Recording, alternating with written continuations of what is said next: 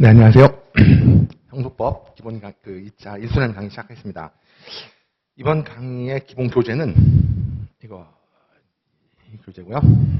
홍영철 변호사님 교재인데, 논의 말씀드리는데, 법무사 합격에 충분한 내용을 담고 있어요. 여기 있는 내용만 요약해서 보시면 합격하신 데는 큰 지장이 없습니다. 제가 이번 강의 목표는 여러분 양 분량을 늘리지 않는 범위 내에서 할 건데, 이제 문제는 요 기본 강의가 이게 2025년에 나왔잖아요. 뒤에를 보면 최신 판례가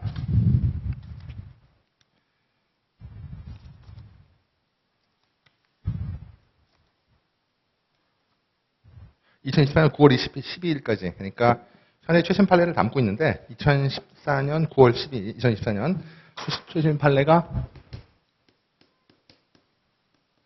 2024년 9월 12일까지인가요? 나와 있다. 2009월까지 나와 있다고요? 9월 12일까지.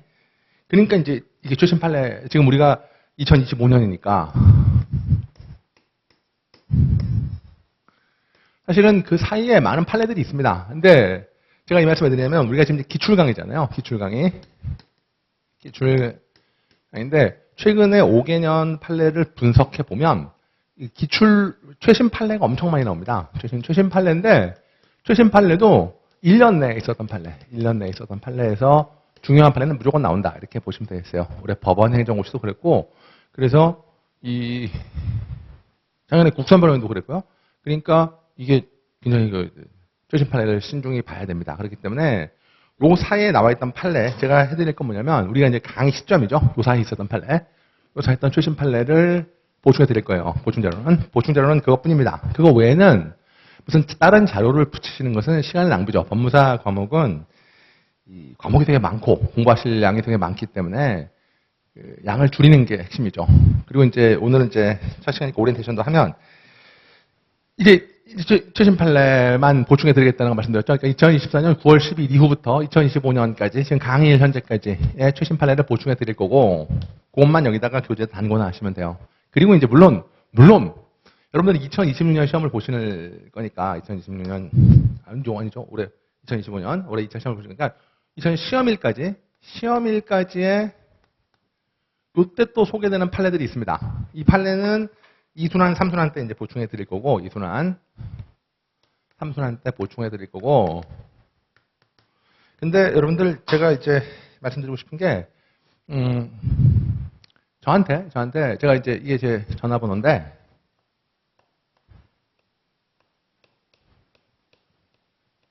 제 소개를 안 했네요. 저는 이지민이라고 하고요. 요 전화번호로 문자로 메일을 보내주세요. 메일을 보내주시면, 이메일을 보내주시면, 제가 요 사이에 판례가 나온다면, 물론 여러분 이제 2순환, 3순환 강의를 들으시면 상관없겠지만, 안 들으시더라도 요 3순환의 판례, 최신 판례를 요약한 거를 제가 이메일로 보내드리겠습니다. 그러니까 저한테 이메일 보내주시면 제가 갖고 있다가 늦지 않게 해서 보내드릴 테니까 저한테 보내주세요. 요게 이제 우리의 시험 대책이죠. 그러니까 요걸로 기본 강의 형소법으로 기본 이론을 정리하고, 그러니까 답안지에 꼭 써야 될 말이 있어요. 죽어도 써야 될 말이 있으니까 기본 이론을 정리할 거고, 기본 이론에다가 최신 판례를 붙이는 거, 기본 이론에다가 최신 판례를 붙이는 게 우리가 할 일입니다. 그리고 이제 제가 3년치 기출 문제를 철저히 분석을 해가지고, 아무리 중요한 거라도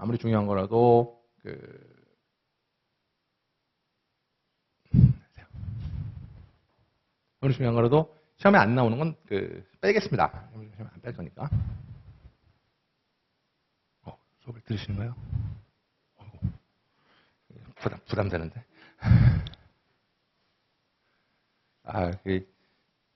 일정 바꿔서 너무 죄송해요. 그래도 아무도 안 계시는 것보다 힘이 나네요. 자, 같이 봅시다. 그래서 요렇게, 그러니까 말씀드렸죠. 일단 이 기본 교재로 기본 이론을 정리하시고요. 기본을 정리하시고, 그 다음에 최신 판례를 추가할 건데, 이 교재에 2024년 9월까지 판례가 소개되어 있으니까, 강의 현재까지 판례는 이번 강의에 정리해 드릴 거고, 그 다음에 이제 강의 이후에 시험일까지 나오는 판례들은 2, 3순환에 다루겠지만, 혹시 모르니까 저한테 문자 보내주시면은 이메일로 제가 보내드릴게요. 이게 우리 수업 대책입니다. 기본적인 이번 강의 목표고요. 그러니까 이번 강의 목표는 기본 이론을 정리하고 최신 판례를 보충한다. 이게 이제 우리의 기본적인 핵심이에요. 그 다음에 그 두 번째 이제 우리가 여러분들하고 자꾸 생각해 봐야 될 게 어떤 거냐면 그 2차 공부 방법입니다. 여러분 2차 공부 방법. 여러분들 그 어려운 1차 시험을 통과하셨고 이제 2차 시험을 보시는데 1차하고 2차는 완전 다릅니다. 그러니까 1차는 객관식이잖아요. 뭐 다 아시겠지만 1차는 객관식이니까 눈에 바르면 되는 거야. 눈에 바르면. 그러니까 인풋만 잘하면 돼요. 인풋만 잘하면 시험장에서 답을 보여주니까. 근데 2차는 주관식이기 때문에 사실은 이제 이게 되게 중요한데 주관식이니까 아웃풋이 되게 중요하다는 겁니다. 그러니까 어떻게든 많이 써야 돼요. 많이 써야 붙는 거니까 어쨌든 써야 되기 때문에 그 아웃풋을 하려면 인풋을 너무 많이 하면 1차는 뭐 인풋을 많이 할수 이기는 거니까. 근데 그 2차 시험은 아웃풋이 중요하기 때문에 너무 많이 공부하는 게 오히려 방해가 돼요. 그러니까 딱 나올 것만 골라가지고 딱 그걸 정리해서 반복해야 돼요. 그래서 핵심은 뭐냐면 이제 반복이죠. 반복하려면 분량을 줄여야 됩니다. 분량을 조절해야 돼요. 그러니까 이것저것 많이 보시는데 이제 법무사 시험 여러분들의 또 이걸 종특이라 그래야 되나? 어떻게 말하나? 여러분들이 이제 실력에 대한 어떤 갈구가 있어요. 근데 그리고 이제 가끔 여기 노장 수험생들 여러분을 보면 저보다 더 많이 하는 것 같아요. 얘기를 물어보면 다 알아요. 모르는 게 없습니다. 하지만 시험에 안 됩니다. 그 이유는 뭡니까? 아시는데 답안지 쓰지 못하시기 때문이죠. 왜 쓰지 못할까요? 너무 아는 게 많기 때문에. 그러니까 이것저것 쓰다가 논점 이탈하는 거지. 그래서 정확하게 쓰셔야 됩니다. 근데 그 왜 그러냐면 제가 이 말씀을 드리냐면 그 분량을 조절하시는 게 되게 중요하고 따라서 분량을 줄이는 게 중요해요. 왜냐면 법무사 시험이 되게 요새는 10점, 15점으로 잘라서 나온다고요. 10점, 15점짜리로 잘라 나오기 때문에 쟁점을 정확하게 알고 쓰시는 게 되게 중요하다고요. 법무사 시험에만 나오는 쟁점의 특징이 있어요. 그거를 정확하게 알아가지고 그거를 딱 쓰시는 거. 그게 되게 중요하다는 거예요. 그래서 저랑 같이 이 책에 분량을 줄일 겁니다. 이번 강의 최고 목표는 분량을 줄이는 겁니다. 분량을 줄인 다음에 그 다음에 해야 될 일은 뭐냐면 키워드입니다. 이게 되게 중요한데 분량을 줄여서 키워드. 너무 말이 많은데 지금. 키워드요. 키워드를 정리해서 이 키워드를 써야 아웃풋이 되는 거예요. 그러니까 키워드를 저하고 형광펜으로 정리하실 거예요. 꼭 써야 될 말이 있어요. 키워드를 저 형광펜으로 정리하셔서 그거를 딱 정확하게 답안에 쓰시는 거. 이게 이제 우리 핵심이죠. 여기까지가 합격의 최전선입니다. 다시 돌아가는데 그런데 그러니까 기본 이론은 기본 내용은 키워드를 꼭 기억하셔야 되고 기본 내용은 키워드를 꼭 기억하셔야 되고 그 다음에 이제 그 뭐죠? 최신 판례로 돌아와서 판례는 키워드로 안 돼요. 판례는 여러분들 여기 이제 작년에 많은 학생들이 붙었는데 제가 강평할 때도 그 점을 많이 강조드렸는데 최신 판례를 두 줄에서 세 줄로 요약하시는 거. 이게 되게 중요하다. 이게 사실은 굉장한 힘이 돼요. 그러니까 여러분들 공부 복습하실 때 그 기본 이론 한번 읽으신 다음에 이소한테 해야 할 거면 그 제가 소개해드린 판례 있지 않습니까? 판례를 답안지에 두세 줄 써보겠다. 이게 이제 되게 중요합니다. 이게 제일 안 좋은 답안지는 잘 봐요. 뭐 이러하다라고 쓰고 판례도 같다. 이렇게 쓰는 답안지가 있어요. 판례도 같다. 대부분 실력자들이 이제 나오는 현상이지. 자기 머릿속에서는 이렇게 돼 있으니까. 점수 안 줍니다. 이래 있습니까? 판례도 같다. 판례는 부정설. 있다고 쓰는 거 아주 좋지 않은 답안지의 핵심이에요. 판례는 부정 이렇게 쓰면 안 됩니다. 왜냐면 제가 말했듯이 10점, 15점 문제가 나오기 때문에 판례를 두세 줄로 쓰는 거 요게 이제 우리 형패를 좌우하는 거예요. 그렇기 때문에 이 책에는 이제 판례들이 충분히 소개되어 있는데 이제 좀 이따 보겠지만 판례를 두세 줄 요약하는 거 이게 우리의 핵심 과제죠. 핵심 과제입니다. 그래서 이 점을 잘 기억하셔서 두 가지 기본 이론에서는 키워드를 표시해서 아웃풋에 충실한다. 되시겠어요? 그 다음에 판례를 두 줄 내지 세 줄 요약해서 판례를 느낌을 살린다는 거예요. 그러니까 판례의 고유의 문체가 있어요. 그건 점수가 확 올라갑니다. 그러니까 뭐 판례 이렇게 할 수 없으므로 뭐 이렇게 해서 딱 쓰는 문체가 있죠. 그걸 보면 실무가들은 오우 공부 많이 했네라고 점수를 줍니다. 되시겠습니까? 그런데 이제 그렇게 안 쓰고 학설이나 장과항에 쓰면 점수가 안 나오죠. 그러니까 실력인 노장 수험생들이 떨어지는 이유가 거기에 있는 것이에요. 그래서 이렇게 할 시간도 없고 그래서 이제 그런 점을 좀 보시면 될 것 같습니다. 되시겠습니까? 이런 점을 정리하셔서 저하고 이제 10회에 걸쳐서 정리하실 건데 10회면 다 볼 수 있을 것 같고 막판에 한번 연강하는 건데 뭐 동영상으로 들으실 분은 괜찮겠지만 아무튼 일정 내에 맞춰서 최선을 다해서 정리해 보겠습니다. 자 이렇게 됐고 자 제 소개도 드렸고요. 그다음에 이런 말 뭐한데 이건 다 나와 있으니까 여러분 제가 법무사 강의한 지가 이제 2023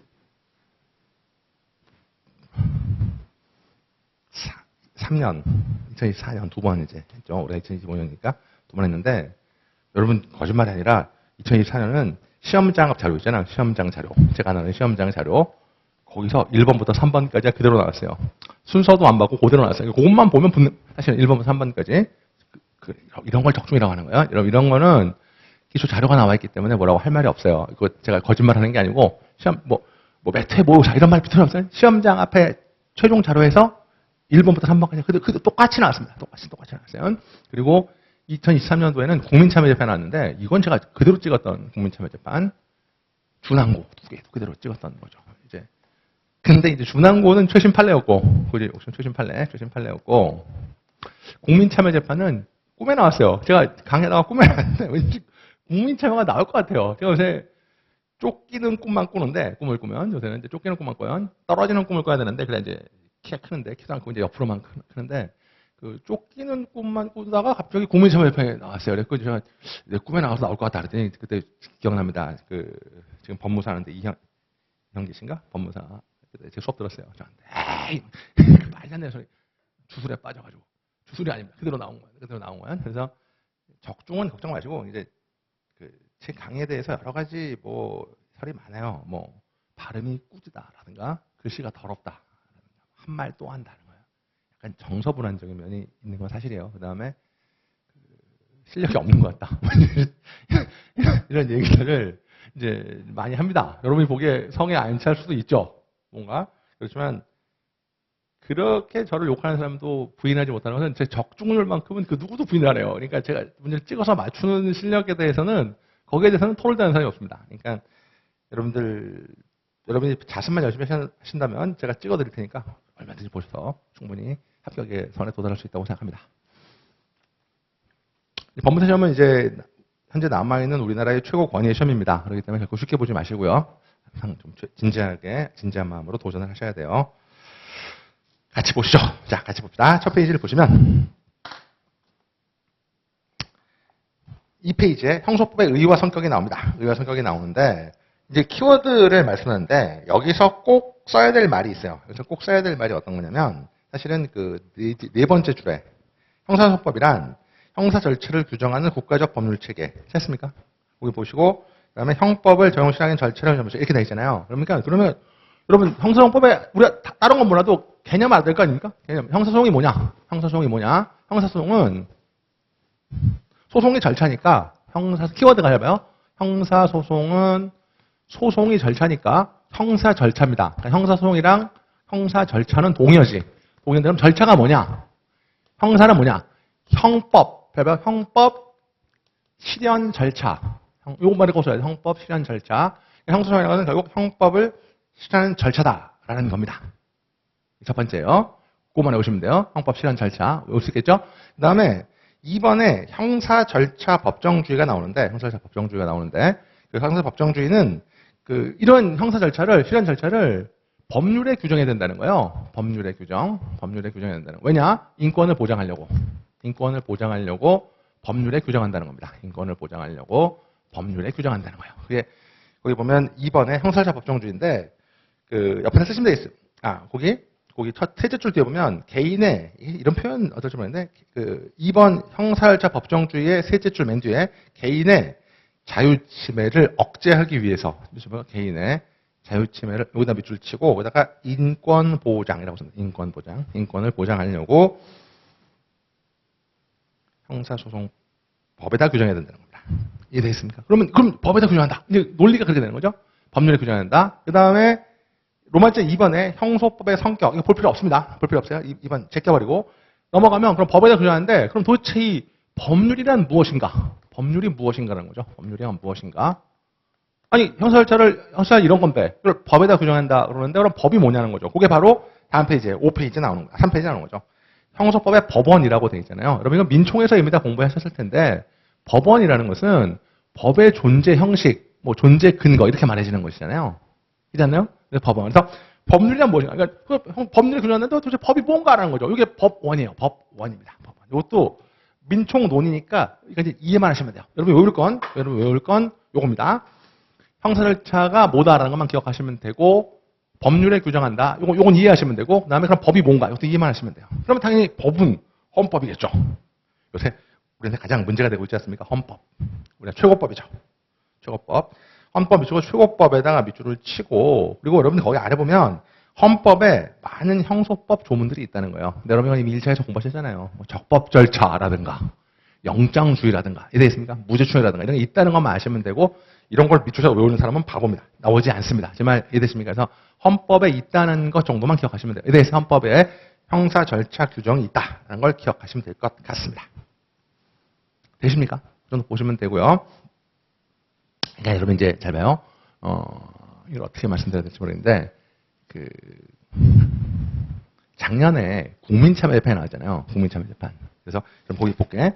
거기 4페이지 보면 헌법 27조가 있습니다. 외우지 마시고 여기 좀 해볼게. 헌법 27조 모든 국민은 헌법과 법률이 정한 법관에 의해서 법률에 의한 재판을 받을 권리가 있다. 찾습니까?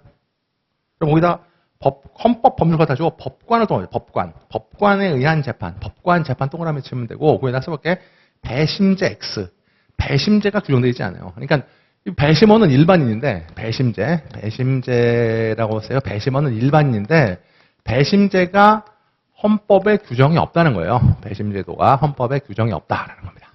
그러니까 헌법에는 법률에 의한 재판, 법관의 재판이라고 되어 있지 배심제도가 없다는 겁니다. 여기까지 이해되십니까?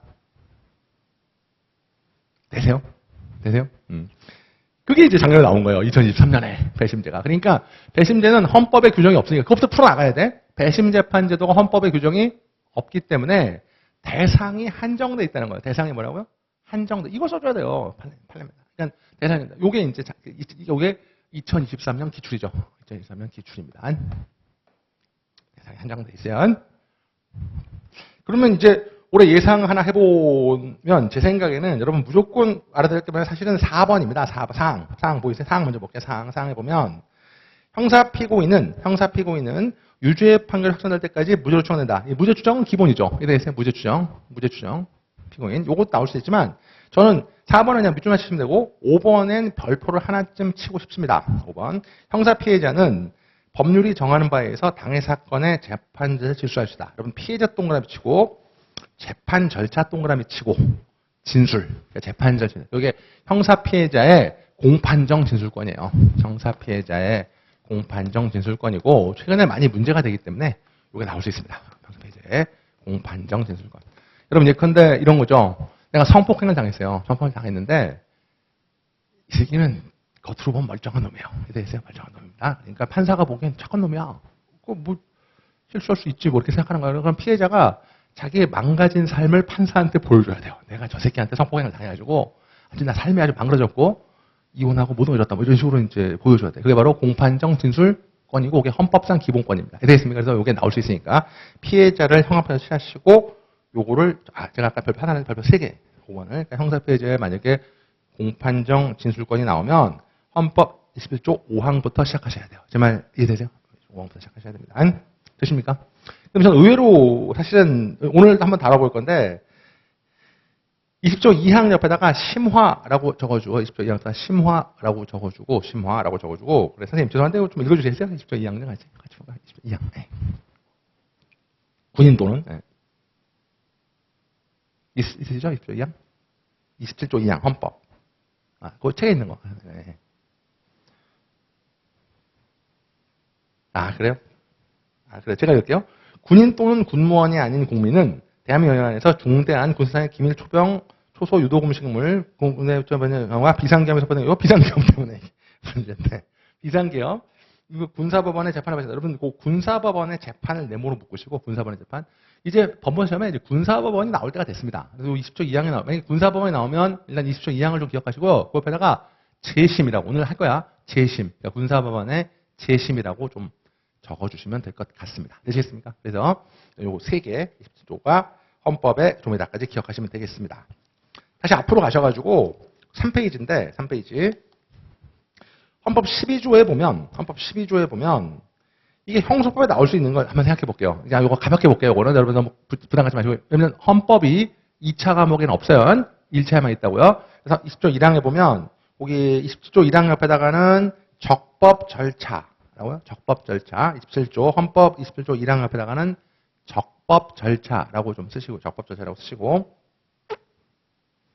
그러나 사실 나올 수 있는 건 두 개입니다. 두 개. 어떤 건? 세 개입니다. 3번 옆에다가 3번이 영장주의. 3항 옆에다가 영장주의. 그러니까 1항은 적법 절차니까 안 나올 거고 3항 옆에다가 영장주의죠. 그러니까 만약에 형사법 시험에서 영장주의가 나면 항상 12조 3항이 소개가 돼야 돼요. 이해되세요? 영장주의. 4항 옆에다가는요. 4항 옆에다가는 국가가 변호인, 국선 변호인이죠. 국가가 변호 졸업받을 권리도 있고 국가가 국선 변호인이죠. 보이세요? 국선 변호인. 보이십니까? 국선 변호인이 2024년 기출이에요. 이거 올해 나온 거예요. 작년에 나온 거예요. 2020년 기출이야 국선 변호인. 그러니까 이게 나오면 2023년부터 풀어야 돼요. 정말 이해되세요? 제가 무슨 말씀 드리는지 알겠죠? 그러니까 2024년에 국선 변호인이 나오면 헌법 12조 4항부터 풀어 나가셔야 된다고. 무슨 말인지 아시겠죠? 5항은 5항 됐고 6항은 그닥 출제될 것 같지 않아요. 5항 옆에다가는 미란다 원칙이라고 써볼까? 5항 옆에다가는 미란다 원칙.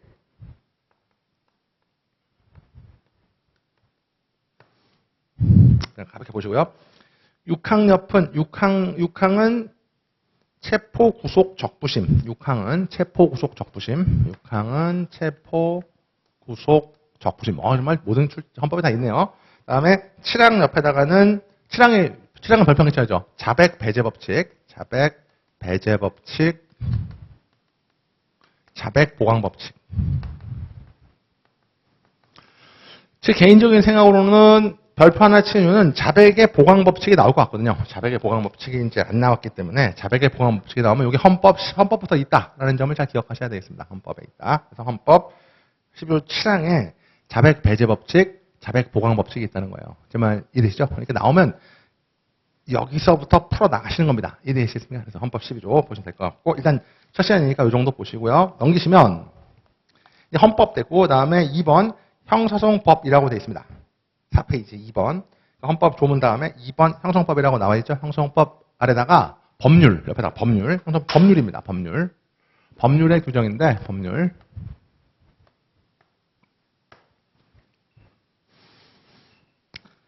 그 다음에 이제 가나 볼 거 보세요. 형식적 의미 형성법이 있고, 실질적 의미 형성법이 있는데, 여러분, 그거 하나만 할게요. 형식적 의미는 형사법의 명칭, 여러분 명칭을 떠나죠. 명칭. 형사법의 명칭을 가진 게 형사법이죠. 그러니까 여러 가지 법 중에 이름 자체가 형사소송법인 거. 이게 뭐라고요? 형사소송법이에요. 형사법까지 기억하시면 되고.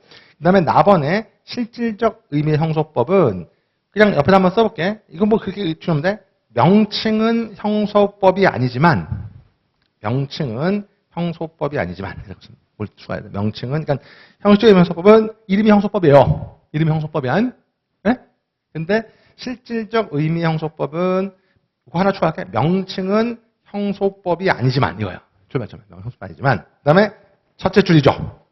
실질적 내용이 형사 절차를 규정한 법이다. 실질적 내용 이렇게 기억하시면 되고 이거에 주는 의미는 이게 명칭이라는 말 좀 기억했으면 좋겠고요. 명칭만 기억했으면 좋겠고 그다음에 사실은 전 이런 생각을 해보는데요. 우리가 앞으로 이제 학설을 공부할 때, 여러분, 형식설이 있고요. 형식설이 있고,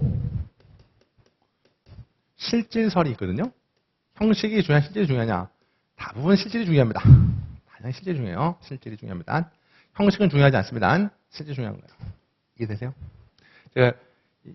저도 이제 나이가 들어서 꼰대가 다 돼가지고, 이제 젊은 애들이랑은 이제 코드가 안 맞아요. 제가 이제 경찰 강의를 하는데, 이제 경찰 애들한테 야 실질이 중요하다. 이걸 어떻게 설명할까 하다가 이제 하루는 엄마가 이제 딸이 경찰 공부하는데 딸을 마중을 나온 거예요. 마중을 나왔는데 딸이 저기서 왜 시커먼 남자랑 오는 거야. 그러니까 이제 엄마가 물어보겠죠. 저 새끼 누구야? 라고 물어보니까 딸이 엄마 신경 쓰지 마. 스타디 멤버야. 그렇게 얘기하는 거예요. 그래. 형 명칭은 스타디 멤버야. 명칭은 스타디 멤버입니다. 이랬습니다. 그런데 그 다음날 엄마가 마트 갔다 하다 보니까 여들이 집 앞에서 뽀뽀하고 있어요. 물고 빨고 앉아 있는 건 뽀뽀하고 있는 건 이랬어요. 그러면 실질은 뭐죠? 실질은 남친이지. 남친인 거야. 이해되세요? 그럼 엄마는 그때부터 얘를 스타디 멤버로 보지 않고 남자친구로 봅니다. 뭐 하는 놈이야? 어디 법무대장 붙을 것 같아? 뭐 이런 식으로 이제 스캔 들어가는 거죠. 그러니까 당연히 앞으로 공부할 땐 우리는 형식이 중요하지 않고 실질이 중요하다는 거예요. 그것만 조심하면 돼요. 그러니까 앞으로 모든 절차에서 형식 따위는 중요하지 않고요. 실질이 중요합니다. 여기까지 이해되십니까? 그래서 따라서 나번의 실질적 의미의 형사소송법이 매우 중요합니다. 이해되십니까? 그 정도만 기억하시면 되고요. 그 다음에 이제 3번에 대법원 규칙이 나와 있고, 드디어 이제 시험에 나올 만한 게 나왔는데, 대법원 규칙, 헌법 108조에 있습니다. 그럼 헌법 108조 좀 표시하시고요. 별표 하나 짚어봤죠. 대법원은 법률에 저촉되지 않는 법, 요거죠. 법률 소송에서 소송 절차와 내부 일에 사항은 규칙을 제정할 수 있다. 이 규칙 제정권이죠. 이 규칙으로 만든 게, 여러분 법전에 보면 법전 뒤에 나와 있는 형사소송 규칙이에요. 그러니까 형소법이 나와 있고, 법전에 형사소송법이 나와 있고, 형소법 맨 뒤에 형사소송 규칙이 나와 있다는 거예요. 이해되겠습니까? 그런데, 여러분 형광 표시할 거 어떤 거냐면, 이제 물론 108조 소개하시면 되는데, 법률에 저촉되지 않는 범위 내에서 이렇게 돼야 되는 거죠. 법률에 저촉되지 않는 범위 내에서. 여러분, 요거를 이제, 여러분 시험에는 행정법을 공부하지 않으시기 때문에, 여러분, 근데 헌법에서 바뀌지만, 여러분 그 위임법의 한계라고 들어보셨어요? 위임법의 한계. 그러니까 위임은 한계가 있는 거야. 모법에 정한 내용만 위임할 수 있는 거지. 그게 없는 걸 할 수 있어요? 없어요? 없어요. 그래서 위임법의 한계죠. 위임 한계라고 쓰고, 따라서, 잘 봐요. 원칙적으로 규칙에 새로운 내용을 형성할 수는 없는 거예요. 그러니까 위임법의 한계라는 게 있는 거고, 거기 헌법에 법률에 저촉되지 않는 범위 내에서라고 돼 있기 때문에 위임법에는 한계가 있는 거고, 정말 이해되십니까? 한계가 있는 거고, 따라서 역시 새로운 내용을 규정하면 됩니까? 안 됩니까? 안 된다는 거예요. 그러니까 규칙은 나름대로 한계가 있다는 것이죠. 여기까지 이해되십니까? 됐나요? 그런데 그걸 이제 들러없는 내용이 나왔습니다. 5페이지 쟁점인데, 그럼 요거를 별표를 3개쯤 쳐줘야 됩니다. 별표를 3개쯤 쳐주시고요. 별표 3개쯤 쳐주시고, 이 별표 3개를 들어가기 전에 여러분 약간 우리가 먼저 해야 될 작업이 있습니다. 약간 어려운 작업이지만 도전해야 됩니다. 어디로 가시면, 뒤로 갈게요. 교재로 가시면, 이 구판 보시는 분은 페이지가 달라서 약간 좀 복잡하긴 한데, 그래도 도전해 봅시다. 어디냐면, 새로운 교재로는, 교재는 694페이지고요. 694페이지고, 그 구판 보시는 분은 항소심의 절차라는 부분을 좀 찾아보세요. 항소심의 절차. 로마자 3번이라고 돼 있고, 항소심에 들어가서, 항소, 그러니까 뭐, 불변금, 그 다음에 뭐, 일부상소하고 항소 절차. 찾습니까? 항소 절차. 보면 694페이지에 항소 절차가 나와 있는데, 요 항소 절차, 요건 별표를 3개 치시고요. 요거는 뭐 무조건 출제가 되기 때문에, 항소 절차 반드시 정리해둬야 돼, 항소 절차. 로마자 3번 절차인데, 여러분 요건 같이 한번 그림을 그려봅시다. 연습장 하나 그려갖고 그림을 그리셔야 되는데, 앞으로도 계속 필요하니까 지울게요.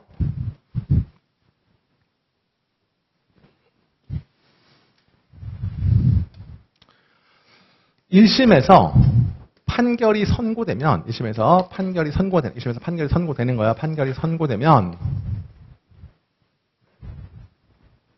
피고인하고 변호인이, 여러분, 변호인이, 1심을 우리가 이제 원심이라고 할게요. 원심이면, 피고인하고 변호인이고, 당연히 피고인은 그래도 피고인이지만, 변호인은 원심 변호인이지. 원심 변호인이, 이 원심에다가, 여러분 잘 아세요? 항소장을 제출해요. 그러니까 요게 핵심이에요. 항소장. 그러니까 판결이 선고가 되면 항소장은 원심에 제출하는 거죠. 절대로 항소심으로 바로 가는 게 아니에요. 항소장을 원심에 제출한다고요. 여기까지 이해되세요? 항소장을 원심에 제출하는 건? 네? 느낌이. 며칠 내? 7일 내 항소장을 원심에 제출합니다. 그러니까 당연히 원심 변호인도 항소장을 제출할 수가 있는 거예요. 이해되세요? 원심에 항소장을 제출할 수 있는 거예요. 그러면 3번 원심에서 1차 심사래요. 원심에서 1차 심사. 여기 지금 1차 심사를 해가지고 1차 심사를 합니다.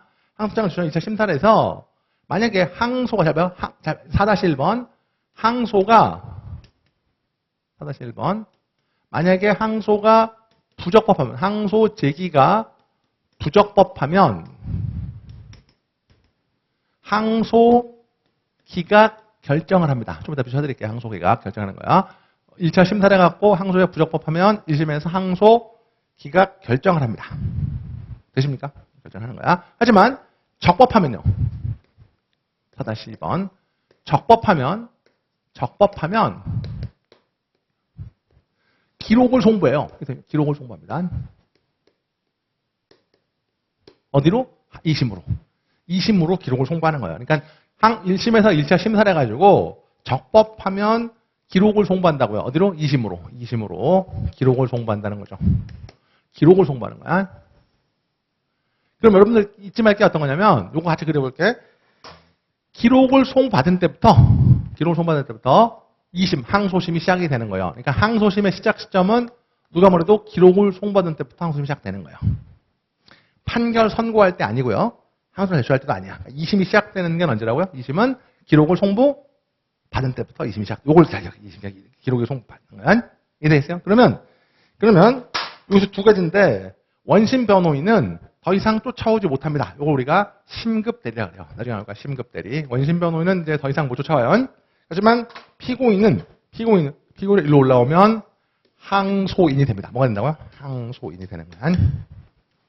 그러면 항소인이겠고 이쪽에 검사가 있겠죠? 검사가 있으면 2심 법원이 쌍방에 5번이죠? 5번 쌍방에 6번으로 할게. 그리고 기록 송부하면 5번 쌍방에다가 기록 접수를 통지해요. 이게 나올 때. 그러니까 항소심 법원이 항소인하고 검사한테 야 내가 너의 항소심이야 라고 쌍방에 기록 접수를 통지한다고요. 이래 있어요. 통지하면 이제 마지막이죠.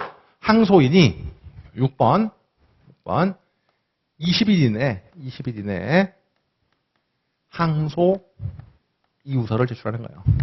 그러면 이제 항소심이 시작되는 거죠. 이거는 법무사 시험에 매년 나온다고. 제 말 이해되십니까? 아세요? 그리고 여러분 하나 더 여러분들은 만약 실력 있으면 하나만 더 이제 체크를 할 건데 어떤 거냐면 그러면 신급 되니까 여기에 변호인의 공백이 생길 거 아닙니까? 이해되세요? 그러면 여기에 국선 변호를 선임할 수 있는 거 요게 이제 매년 나온다는 거예요.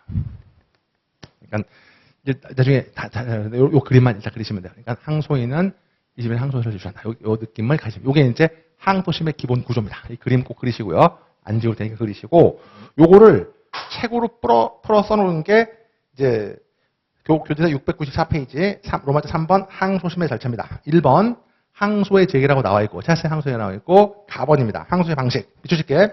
항소를 하면은 7일 동그라미 치고요. 7일에 항소 제기했네. 항소장 7일 동그라미 치고 왜 거 없지? 조문에 있으니까 항소장 동그라미 치고 원심법원에 제출합니다. 원심법원 이게 358조에 있다는 거예요. 358조 보이세요? 원심 제출합니다. 됐나요? 그러면 자 나번의 반가로 1번입니다. 원심법원은 비춰줄게. 항소장을 심사해서 나번의 반가로 1번 원심법원은 항소장을 심사하는 거예요. 1차 심사하는 거지. 1차 심사해서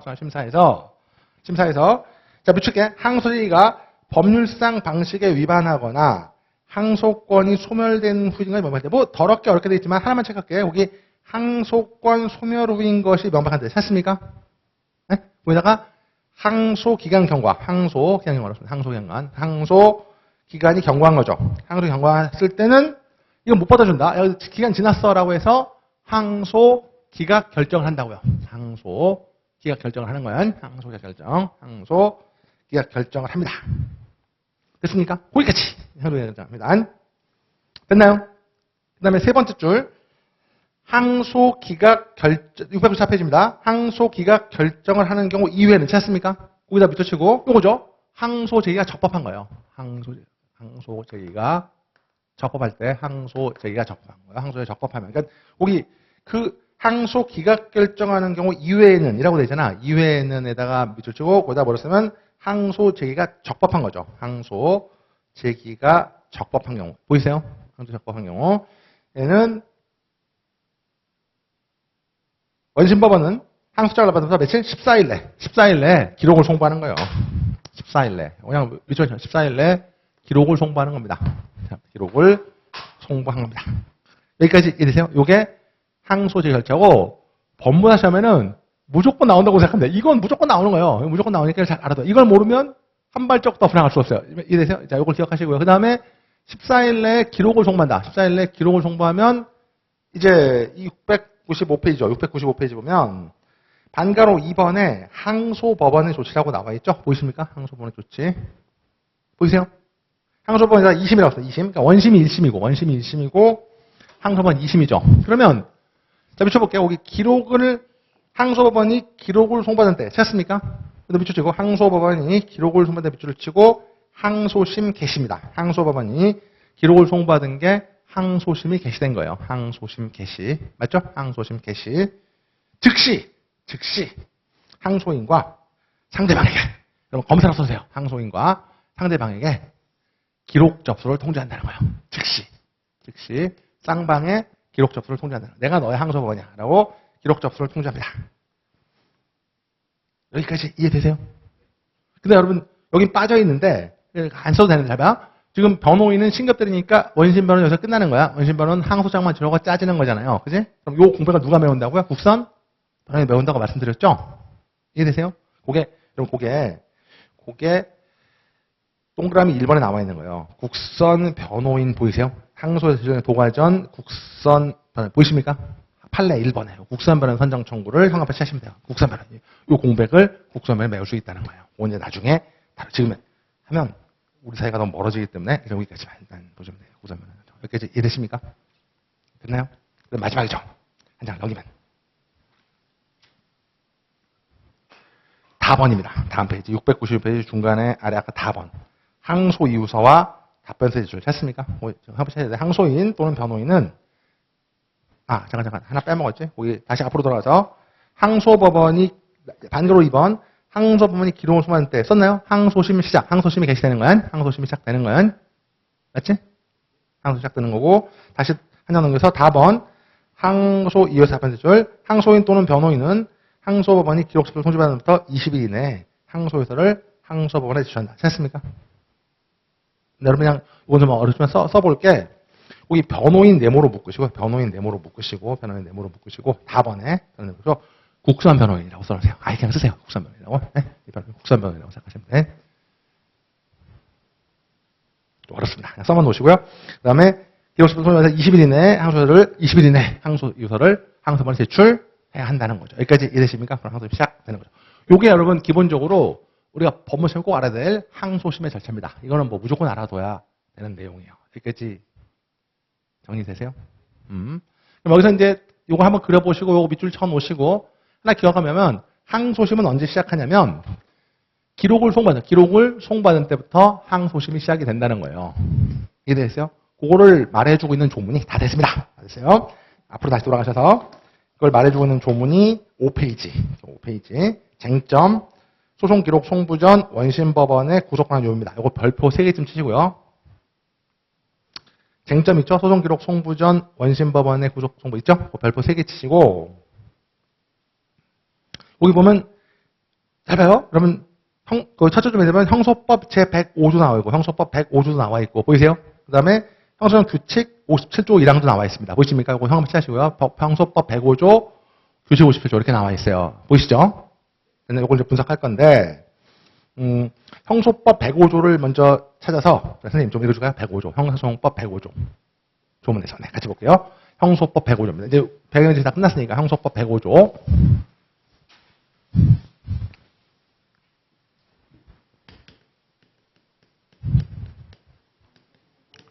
네.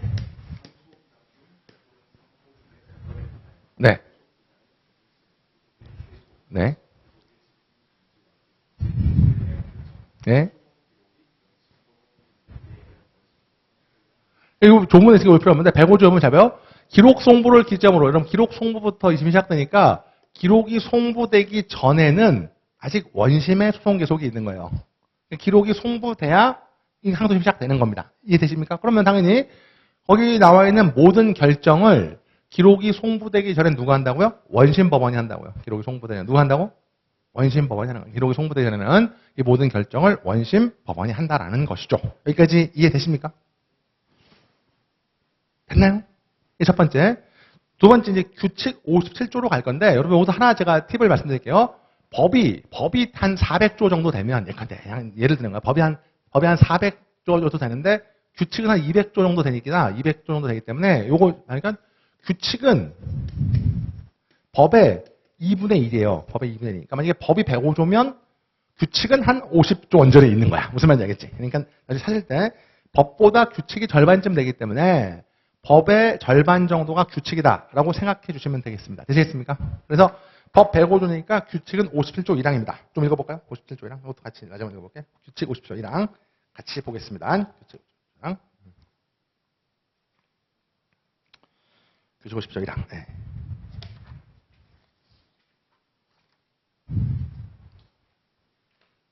규칙. 네.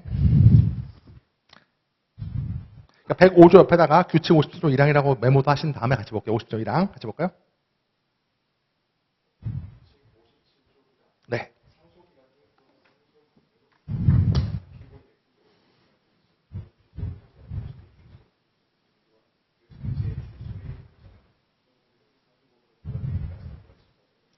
똑같죠. 기록이 분의 상소 원심법원이 한다. 똑같습니다. 소송 기속의 문제니까 105조랑 50조가 똑같은데 문제는 보면 법 105조에 없는 규칙 57조가 있다는 거예요.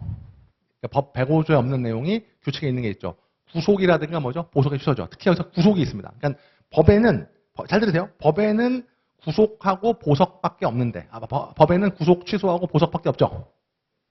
여러분 거기 법에다 쓸게. 구속 취소하고 보석은 석방이에요. 그러니까 구속 취소를 한다든지 보석은 석방이라고. 네? 느낌이. 구속의 취소, 법 105조에 있는 구속의 취소나 보석은 뭐 한다고요? 석방인데 규칙 51조 1항에 보면 법에도 없는 구속이 있어요. 구속 취소가 있는 게 아니라 구속도 있고 또 보석만 있는 게 아니라 보석의 취도 있어요. 여러분 이거는요. 구금이에요. 뭐라고? 구금.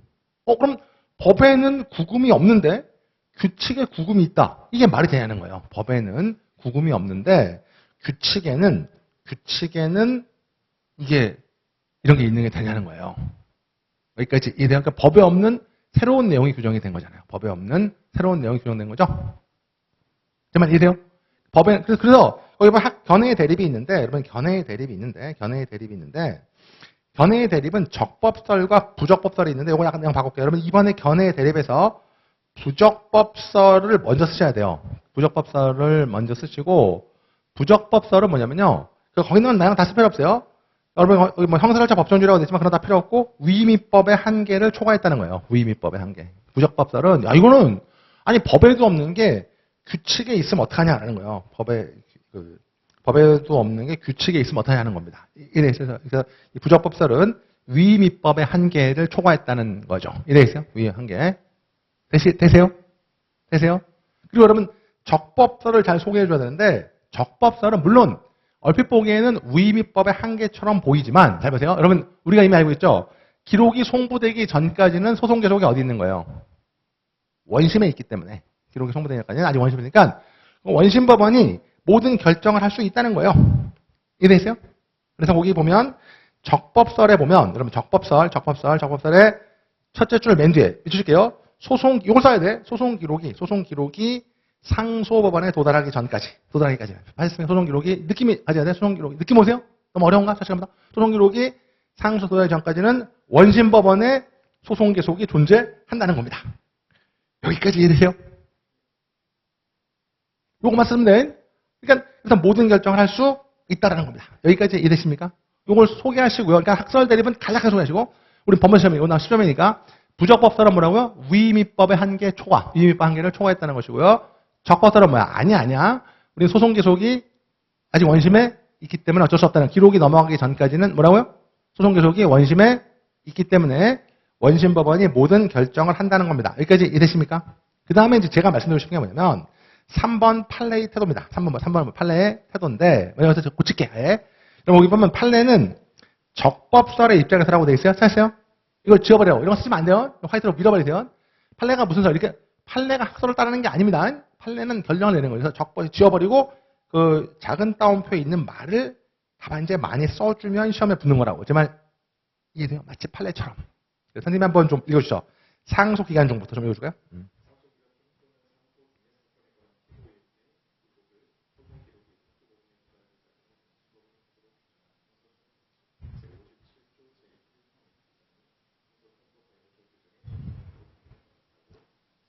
요걸 써줘야 된다고요. 그러니까 판례가 적법설인 건 맞는데 우리 사실하니까 판례는 적법설 이따위로 답안지 쓰지 마시라고요. 판례 이렇게 쓰지 마시고 판례는 50조 1항이 105조 규정에 저촉된다고 보기로 합니다. 이 굵은 글씨를 많이 소개할수록 점수 올라간다고요. 제 말에 대한 50조 1항이 물론 적법설인데 50조 1항이 105조에 적법성이 없다고 판시했다라고 판례를 소개해주면 됩니다. 되시겠습니까? 그 다음에 이제 검토해서 이제 원래 없었던 거 하나 더 써주면 됩니다. 여러분 검토해서 앞에 말한 걸 한 번 더 반복하면 정말 답안지가 없어 보입니다. 하지만 이래 뭐 소송기 속이 원심에 있어서 뭐 이렇게 쓰면 너무 없어 보이기 때문에 여기 정말 중요한 얘기가 나왔죠. 여러분 거기에 어떤 거냐면 검토인데 자 비춰볼게. 소재불명 등으로 불구속 재판을 받은 피고인이 유죄 판결을 받은 경우 등과 같이 신속한 구속이 필요한 경우에는 소송 기록이 상소로 도달하기 전까지는 원심법원에 군전 발부할 수 있는 권한이 현실 필요하므로 적법설이 타당하다까지 쓰시고요. 되시겠어요? 네? 우리는 법무사 시험을 준비하는 입장이기 때문에 다만 이하는 답안지 쓸 필요 없어요. 입법론 따위 쓰면 안 됩니다. 우리는 법무사 시험, 우리 실무 시험이니까 다만 이하 지워버리고요. 다만 이하는 지워버리고 앞에 그 세 줄이죠. 여러분 다 이거 너무 어려운데 한 줄 써야죠. 신속한 구속이 필요한 경우가 있다는 거예요. 신속한 구속이 필요하다는 거죠.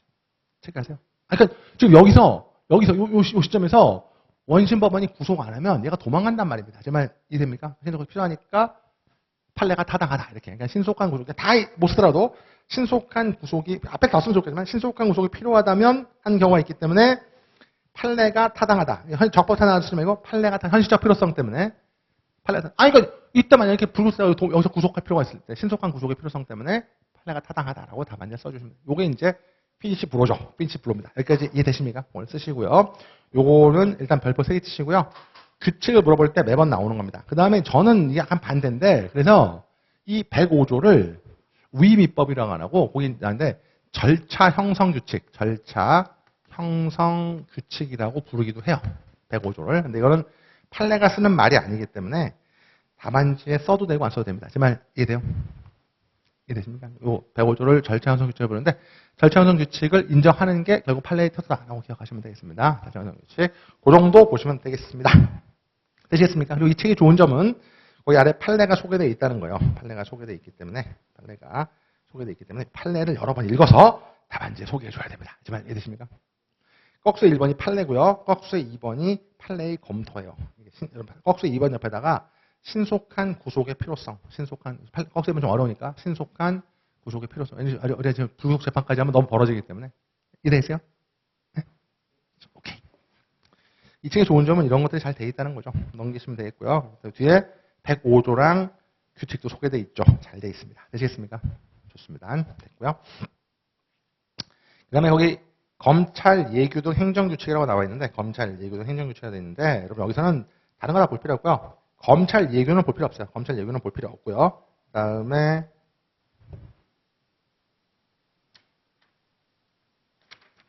볼 필요 없습니다. 검찰 예규는 볼 필요 없고요. 4번 볼 필요 없고. 되시겠습니까? 됐죠? 그 다음에 한 가지 메모만 할게. 여러분들 보면 6페이지 위에다 쓸게요. 6페이지 위에다가 대법원 예규라고 되어 있어요. 대법원 예규라고 되어 있는데 예규 규칙이 아닙니다.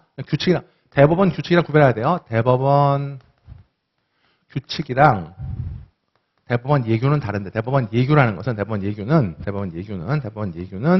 여러분 이렇게 생각하시면 돼요. 대법원 예규는 법원 직원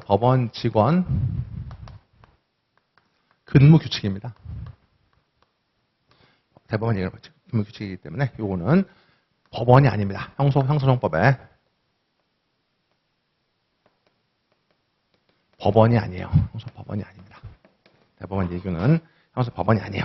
법원이 아닌데 근무 규칙이니까 2번 정도 나옵니다. 오늘도 각 나오는데 2번 나오는데 처음에 나오는 게 어떤 거냐면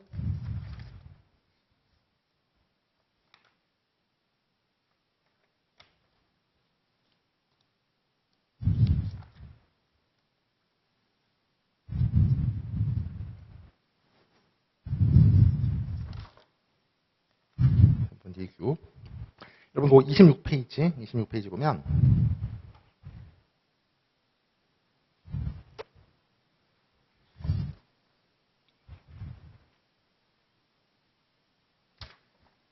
아, 26페이지가 아니라 나중에 할 건데, 26페이지에 보면, 거기, 26페이지 보면, 반가로 이번에 토지관할이라고 나와 있어요. 반가로 이번에 토지관할. 찾았어요? 거기 보면, 그 판례가 있습니다. 그 지방법원 본원과 지방법원 사이에 관할의 법매. 찾았습니까? 그 판례에 보면 결차처리 뒤에 단순한 사무 분배에 그치는 것이 아니라 이렇게 돼 있죠. 그래서 사무 분배를 네모로 묶으시고 사무 분배를 네모로 묶으시고 거기다가 대법원 예규라고 써요. 대법원 예규. 그러니까 이 사무 분배는 대법원 예규에 규정해 놓고 있어요. 써만 놓으세요. 사무 분배는 대법원 예규에 규정돼 있고 여기 한 번 또 어디서 나오냐면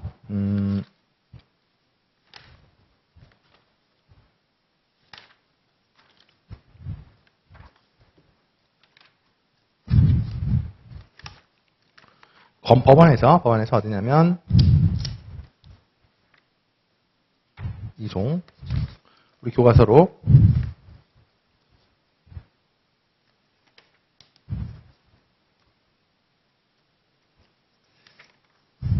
네, 대법원 예규에 있다. 예규에 있다고 저는 좀 기억하시면 될 것 같습니다. 되시겠습니까? 나머지는 판례 드릴게요. 됐고요. 좋습니다. 됐고. 그 다음에 여러분 그 6페이지입니다. 이것이 마지막인데 형소법의 적용 범위가 나와 있는데 장소적 적용 범위에 보면 여러분 옆에다 그냥 장소적 범위가 있고 이건 안 나오고 넘어가시면 돼요. 형법 문제니까 넘어가시면 되고 8페이지 보면 인적 적용 범위라고 나와 있죠. 보이세요? 장소적 적용 범위 6페이지 로마자 2번에 1번에 장소적 적용 범위 있죠? 그 다음에 2번에 인적 적용 범위가 있고 3번에 시간적 적용 범위가 나와 있잖아요. 찾습니까? 요 세 개인데 일단 장소적 적용 범위하고 인적 적용 범위는 순서를 좀 바꾸셔야 돼요. 여러분 이걸 어떻게 생각하시면 되냐면 9페이지 위에다 한번 써볼게. 자, 형소법은 잠깐만요. 지울게요. 원칙적으로 속인주의입니다. 속인주의. 이제 속인주의야. 케이스를 풀 때 속인주의. 그러니까 대한민국 보면 속인주의. 음악사하게 속인주의고 그 다음에 속인주의 외국인이면 일단 속지주의로 가는 거야. 속지주의로 가는 거야. 이해되세요? 외국인 속지주의로 가는 거야. 맞나요? 그리고 여기서 만약에 속지주의로 가는데 외국 영토다. 외국 영토면 마지막으로 보호주의로 갑니다. 이것만 기억하시면 돼요. 형법에서 나올 거예요. 보호주의. 그러니까 속인주의, 속지주의, 보호주의 순서로 나간다는 것만 기억하시면 돼요. 처음에 케이스를 풀 때 대한민국 국민인가 보시고 그 다음에 외국인이면 속지주의 검토해보고 이해되세요? 그 다음에 속지주의가 외국 영토면 보호주의를 검토하시면 돼요. 이 순서대로 검토하시면 되는데 이건 형법에 있기 때문에 이 정도만 써놓으시면 될 것 같고 되십니까? 여러분 여기서 두 가지만 정리하고 잠깐 이제 쉴 건데 어디냐면 거기 2번 인적 적용 범위에 보면 나번의 국내법상의 예외라고 되어 있잖아요. 찾습니까? 두 가지만 정리할 건데 대통령은 내란 또는 외환의 죄를 범한 경우는 재직 중에 형상 소출을 이거 정말 요새 많이 문제가 되는데 재직 중에 형상 소출을 받는다 이렇게 되어 있지 않습니까? 찾습니까? 이거 형법 시하시고 형상 소출을 받는다를 이건 이제 다른 쟁점인데 형법 나온다면 형상 소출을 받는다를 밑줄치고 화살표류법에서 공소시효 정지라고 써놓으세요. 이거 나중에 공소할 때 공소시효가 정지가 되는 거죠. 공소시효 정지. 대통령은 내란 외환 형상 소출 받는다. 이제 대통령의 불소추 특권인데 거기다가 공소시효 정지라고 써놓으시고요. 공소시효 정지라고 쓰시고 페이지를 좀 메모해 볼게요. 페이지를 메모해 보시면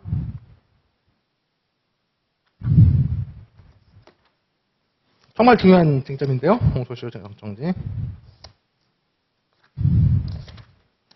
우리 페이지로 384페이지 공소시효 맨 끝에 384페이지 공소시효 맨 끝에 5번 기타 정지 사유라고 되어 있는 게 있어요. 보이세요? 거기 보면 진짜 판례에 보면 나와 있죠. 84조 불소시 나와 있죠. 거기 형법시작에 공소시효 정지에 관한 지금 여기 너무 어려우니까 정지에 관한 규정이라고 봐야 한다고만 기억하시면 되겠어요. 그래서 앞에 요거 불소시 특권은 여기다가 8페이지에다가 페이지 384라고 써주시면 되겠어요. 불소시 특권이 지금 한 번 더 어려우니까 공소시효 정지다. 기억하시면 될 것 같고 되시죠? 페이지 메모해 주시고요. 그 다음에 다시 앞으로 돌아오셔서 국회의원은 국회에서 행한 직무상 발언과 표결에 관해서는 국회에서 책임을 지지 않는다. 이게 면책 특권인데 그리고 현행 범인인 경우에는 회기 중에 국회에 두 가지 나올 수 있는데 여러분 거기 면책 특권에다가 밑줄 치고 면책 특권에다가 밑줄 치고 형소법 뒤에 나오긴 하지만 327조의 2항 2호 327조 2호입니다. 327조 2호라는 거예요. 2호. 그래서 거기 이 아래 동그라미 1번 판례만 한번 쉬셔서 읽어보시면 돼요. 면책특권. 됐나요? 327조 2호 기억하시면 되고 그 다음에 만약에 불체포 특권이 나온다면 현행범이 나올 거예요. 현행범이 불체포가 나올 겁니다. 찾습니까? 현행범 네모로 묶으시고 현행범 네모로 묶으시고 현행범 네모로 묶으시고 거기다가 준현행범 포함 준현행범이 포함된다는 거 잘 기억하시고요. 현행범에 준현행범이 포함된다는 것이고 이해되세요? 네? 그 다음에 구속기간 정지라고 구속기간 정지 두 가지 점만 좀 써놓으세요. 나머지는 너무 어려우니까. 됐습니다. 그 다음에 9페이지 보면 그거 정도 고정히 기억하시고요. 9페이지 보면 이제 판례가 있는데 판례 중간에 판례입니다. 여러분 중간에 판례인데 중간에 판례 9페이지 요 판례만 정리할게요. 그 판례 옆에다가 이것도 한 5점짜리 나올 수 있는데 실질설이라고요. 실질설이라고 써놓으시고 5페이지 옆에다가 실질설이라고 써놓으시고요. 실질설이라고 적어주시고 거기 미합중국 국적을 가진 나와있죠. 분속 판례 반가로 2번 국제법상의 예외에서 뭐 미합중국 국적을 가진 미합중국 대군 이렇게 나와있지 않습니까? 그 판례 요 별표 한 개만 치시고요. 실질설이라고 쓰신 다음에 주한미군이나 여러분 주한미군이나 군속 얘들은 용병제이기 때문에 군인이나 군속의 구별이 없어요. 얘들은 군인이나 군속은 소파협정에 의해서 주둔군 소파협정에 의해서 미국법이 적용됩니다. 미국법이 적용이 되는 거죠. 즉 우리나라 법이 적용 안 된다는 거예요. 이제 소파협정에서 미국법이 주한미군의 직무상범죄, 주한미군이나 군속의 직무상 범죄에 대해서는 소파협정에 의해서 미국법이 적용이 되는 거예요. 되십니까? 그런데 문제는 이제 이거죠. 자, 붙여볼게. 미합중국 국적을 가진 미합중국 군대의 군속에다가 밑줄을 치고 화살표를 뽑아서 형식적 미국인이죠. 형식적 미국인이야. 붙여볼게. 미합중국 국적을 가진 미합중국 군속은 형식적인 미국인이죠. 맞나요? 형식적 미국인. 국적이 미국이니까. 그런데 피고인이 범행 당시 10년 넘게 대한민국에 머물면서 한국인 아내와 결혼해서 가정을 마련하고 직장을 선언하는 등 생활 근거지를 대한민국에 두고 있었어요. 여기까지 이해되세요? 그래서 여기다 저거 실질적 한국인입니다. 이 실적 한국인을 그 넷째 줄 뒤에 보면 통상적으로 대한민국에 거주하는 자가 된다는 거예요. 실질적 한국인, 통상적으로 보이세요? 통상적으로 대한민국에 거주하는 찾습니까? 그렇기 때문에 피고인에게는 위협정에서 정한 미합중국대 군소에 관한 형사재판권 관련 조항이 적용될 수 없다는 겁니다. 이해됐습니까? 그러니까 소파법 적용되지 않고 옆석에 우리 형소법 적용, 우리 형소법이 적용된다라고 기억해 주시면 되겠습니다. 됐습니까? 여기까지가 그것만 기억하시면 돼요. 그래서 여러분 한 10분만 쉬었다가 다음 시간에 시간적 적용 범위하고 형소법 이념으로 들어갈게요. 고생하셨습니다.